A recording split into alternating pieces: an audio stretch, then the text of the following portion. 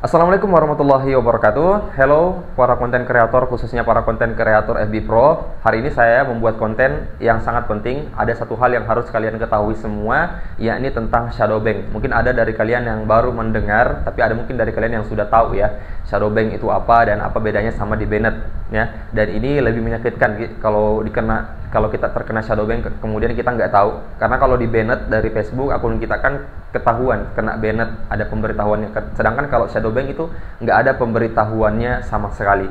Nah, apa itu shadow bank? Jadi shadow bank itu adalah akun kita ini dibatasi, jangkauannya nggak luas, penontonnya selalu sepi dan lain sebagainya. Ini akun yang terkena shadow bank. Nah, nanti akan saya kasih tahu penyebabnya apa, kemudian ciri-cirinya apa akun yang terkena shadow bank. Karena bisa jadi teman-teman terkena shadow bank tapi teman-teman nggak tahu ya. Kemudian cara mengatasi ketika kita terkena shadow bank. Oke, jadi yang pertama alasan kenapa akun kita, Facebook kita ini terkena shadow ban karena kita melanggar komunitas YouTube ya, aturan yang sudah diberikan. Yang pertama misalnya kita sering mengupload konten-konten yang tentang ujaran kebencian ya, kekerasan. Kemudian sering kita mengupload sebuah konten yang menggunakan musik-musik hak cipta. Kebanyakan konten-konten kita mengupload tentang ada musiknya ya, hak cipta. Nah, ini merupakan sebuah pelanggaran yang ketika kita lakukan secara terus-menerus, maka berpotensi membuat channel kita atau akun YouTube FB Pro kita terkena shadow ban. Itu pelanggaran yang pertama ya, teman-teman usahakan hindari. Kemudian ada pelanggaran yang kedua, teman-teman juga harus hindari tentang adanya aktivitas yang mencurigakan. Maksudnya apa? Biasanya ada aktivitas yang mencurigakan yang dapat dideteksi oleh Facebook itu sendiri. Misalnya tiba-tiba followers kita naik ya, sedangkan kita malas ngupload konten, tiba-tiba followers naik, tiba-tiba like-nya banyak ya. Ternyata usut punya usut, dia melakukan follow to follow.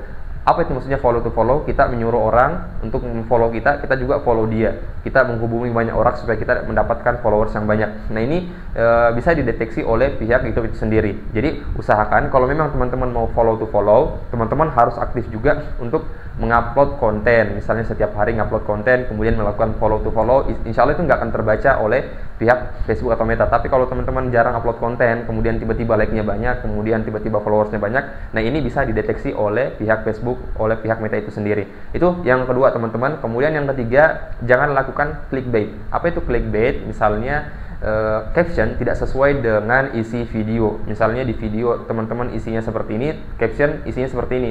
Misalnya cara mengatasi kerusakan pada benda ini. Teman-teman ceritanya di caption ini mau memberikan tutorial, ternyata di videonya bukan sebuah tutorial tentang pemandangan, tidak sesuai dengan caption. Nah, ini namanya clickbait.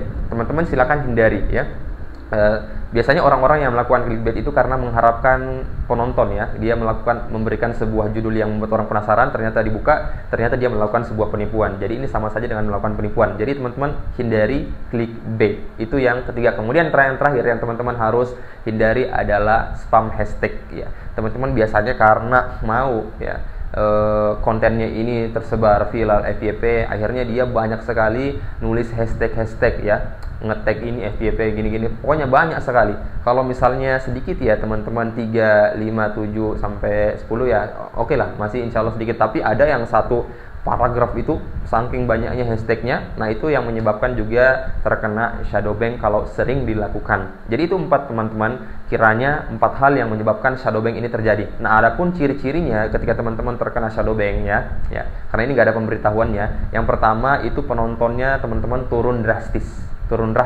Kalau misalnya teman-teman sebelumnya channelnya ini ya penontonnya di angka 100-an lebih atau 200-an lebih, ternyata sekarang penontonnya kok mainnya di angka puluhan ya, 30, 40, dan bukan hanya satu konten saja, ternyata konten-konten yang lain juga dicek juga seperti itu, rata-rata seperti itu. Nah, ini terindikasi terkena shadow ban ya teman-teman. Kemudian channel teman-teman, konten teman-teman tidak ditemukan ketika dicari. Misalnya teman-teman nyari ya konten teman-teman atau channel teman-teman, ternyata nggak muncul di pencarian. Nah, itu juga terindikasi terkena shadow ban. Teman-teman silakan cek ya. Kemudian yang ketiga, ciri-cirinya adalah tidak ada pengikut yang bertambah ya. Misal teman-teman sudah ngupload konten banyak ya, tapi ternyata pengikutnya nggak ada.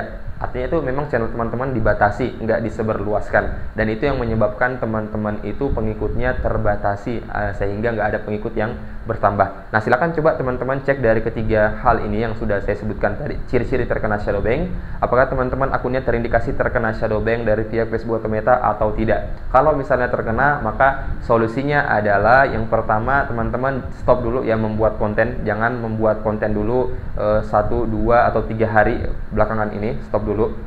Kemudian yang teman-teman lakukan selanjutnya adalah ketika stop membuat konten, silakan teman-teman coba lihat di video teman-teman yang sudah upload itu, kira-kira video mana yang terkena pelanggaran ya. Kalau misalnya teman-teman nggak tahu video mana yang terkena pelanggaran, teman-teman lihat saja kira-kira video mana yang misalnya hashtagnya kebanyakan, kemudian pakai musik lagi, kemudian teman-teman lihat apakah ada video teman-teman yang clickbait, yang seperti nipu seperti itu, silakan dihapusin ya kalau menurut saya. Kalau terkena shadowban ya, tapi kalau misalnya nggak terkena, maka silakan nggak usah dihapusin. Tapi kalau terkena shadowban, maka silakan dihapuskan. Tapi untuk lebih amannya, karena kedepannya kita nggak tahu, bisa jadi karena penyebab konten itu kita terkena shadowban, maka silakan dihapuskan ya, dihapuskan. Kemudian yang selanjutnya adalah teman-teman ketika terkena shadowban, stop follow to follow, karena ini akan memperburuk masalah. Pihak Meta akan memperparah shadowban kita ya. Jadi usahakan follow to follow-nya diberhentikan dulu ya. Ini harus dibatasi.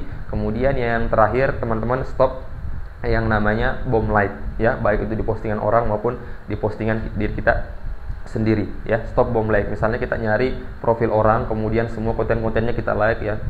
Apalagi misalnya konten kita sendiri, semua konten-konten kita berikan like pada satu waktu, yaitu membaca algoritma Facebook atau Meta itu membaca aktivitas kita yang seperti itu. Jadi stop ya untuk mengamankan akun kita. Ini bagian terkena shadowban. Nah, untuk teman-teman semuanya, para konten kreator semua, usahakan tadi hal-hal itu yang disarankan silakan dilakukan kalau terkena shadowban. Kemudian bagi yang belum terkena shadowban, silakan dihindari dengan 4 hal tadi, tentang postingan kekerasan, ujaran kebencian, semuanya dijauhi. Apalagi konten-konten yang musiknya terlalu sering menggunakan musik ofisial yang menggunakan hak cipta.